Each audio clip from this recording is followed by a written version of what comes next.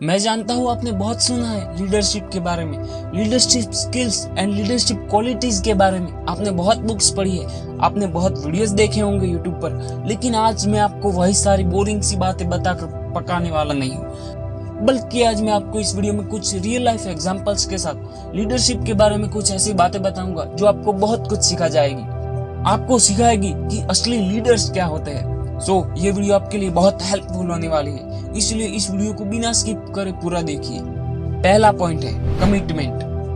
दोस्त, आसान नहीं होता किसी के लिए बहुत ही कम मार्जिन पर 4 सीटर कार बनाना, और वो भी सिर्फ 1 लाख के खर्चे में। लेकिन फिर भी भारत का एक बिजनेसमैन ऐसी कार बनाता भी है और उसे बेचता भी है। और आप उन्हें तो जानते ही होंगे, इतनी कम लागत में कार बनाना और बहुत ही कम मुनाफे में उसे बेचना उस समय लोगों को नामुमकिन सा लग रहा था।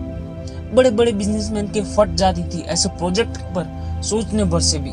लेकिन एक ऐसी क्या चीज थी जो रतन टाटा को वर्ल्ड्स मोस्ट अफोर्डेबल कार बनाने के लिए मजबूर कर दी थी। अगर वो चाहते तो बोल सकते थे कि भाई इतने कम कॉस्ट में मैं कार नहीं बना सकता, ऐसे करूंगा तो मेरा बिजनेस डूब जाएगा। लेकिन नहीं, उन्होंने ऐसा कुछ भी नहीं किया, क्योंकि उन्होंने प्रॉमिस किया था इंडियन पब्लिक को कि वे उन्हें कम प्राइस में 1 लाख के खर्चे में कार जरूर देंगे।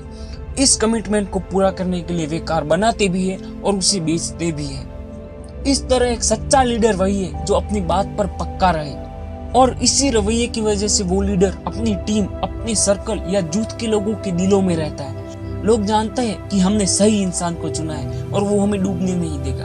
अगर आप भी एक लीडर बनना चाहते हो या लीडर हो, तो आपको भी अपनी कमिटमेंट्स को पूरा करना होगा, वरना सिर्फ लोगों को प्रेरित करते रहोगे या उनको दिशा दिखाते रहोगे तो इससे कुछ नहीं होने वाला है। सही असर तब होगा जब आप अपनी बात के पक्के रहोगे।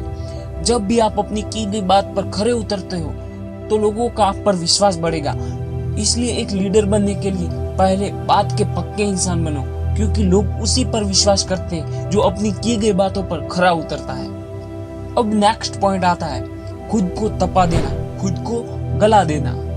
सोचो कि अमेरिका जैसे देश के राष्ट्रपति होने के कारण अब्राहम लिंकन के पास कितनी पावर रही होगी। इसके बावजूद भी उन्हीं की सेनापति भरी सभा में उनकी बात काटकर उनका अपमान किया करते थे। उनके सेनापति बार बार रिजाइन लेटर देते रहते थे, जैसे कि वो सेनापति पद पर रहकर अब्राहम लिंकन पर एहसान कर रहे हो। कई बार तो ऐसा भी होता था कि अब्राहम लिंकन के बुलाने पर भी वे व्हाइट हाउस तक नहीं आते थे। तब लिंकन खुद उनके घर जाकर उनके बाहर बेंच पर बैठे हुए उनका वेट करते थे। अब यहाँ तक तो ठीक था, लेकिन जब बहुत वेट करने के बाद भी वे बाहर नहीं आते थे, तब लिंकन के पूछने पर उनके नौकर बताते थे कि वे घर पर नहीं है, जबकि वे असल में तो घर पर ही होते थे। अब आपको क्या लगता है कि लिंकन ऐसा क्यों करते थे, जबकि वे तो बड़े राष्ट्रपति थे? तो सुनो, अमेरिका जैसे देश के प्रेसिडेंट होने के बावजूद भी लिंकन अपना सारा अपमान पी लेते थे।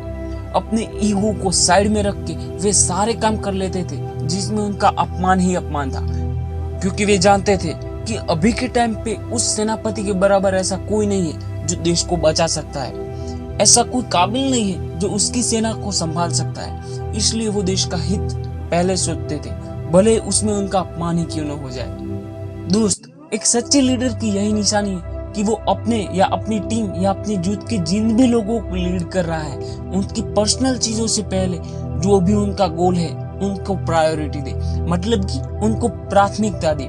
कई बार तो ऐसा भी होता है कि लीडर के सामने जब काबिल लोगों को प्रमोट करने या उन्हें बढ़ावा देने की सिचुएशन आती है, तब लीडर के मन में एक डर पैदा होता है कि कहीं ये पर्सन मेरी जगह ना ले ले। या कई बार तो ऐसा भी होता है कि वे अपने लोगों का मन रखने के लिए उन्हें प्रमोट करते हैं या उनको बढ़ावा देते हैं, जबकि उनकी टीम में या जूथ में ऐसे भी कई लोग होते हैं जो उनसे भी बहुत काबिल होते हैं। इस तरह नाइंसाफी होती रहती है। तो कई बार तो ऐसा भी हो सकता है कि आपके पास ऐसे लोग हो जो आपकी बातों को लगातार विरोध करते रहते हो या आपका अपमान करते रहते हो। तो इस समय आपके हाथ में है कि आप कैसा डिसीजन लेते हैं। आप अपने ईगो को महत्व देते हैं या अपनी ऑर्गेनाइजेशन या अपनी टीम या अपनी जूथ को महत्व देते हैं, उनके पर्पस को महत्व देते हैं। बस एक ही डिसीजन का फर्क होता है आपको एक महान लीडर बनने के लिए। अब लास्ट पॉइंट है क्रेडिट शेयरिंग। 1976 से लेकर 1985 तक स्टीव जॉब्स एप्पल में रहे, तब तक उन्होंने जो भी प्रोडक्ट्स बनाए वो माइंड ब्लोइंग थे, मतलब सुपर सक्सेसफुल थे। इसके 12 साल बाद 1997 में जब वे एप्पल में वापस लौटे, तब से लेकर 2011 तक उन्होंने आईफोन, आईपॉड जैसे प्रोडक्ट लॉन्च किए और वो एकदम सुपर सक्सेसफुल रहे। उन्होंने आईफोन लॉन्च करके मोबाइल इंडस्ट्री में तो क्रांति हिला दी। आज एप्पल जहां पर भी है उसमें स्टीव जॉब की विजनरी लीडरशिप का बड़ा हाथ है।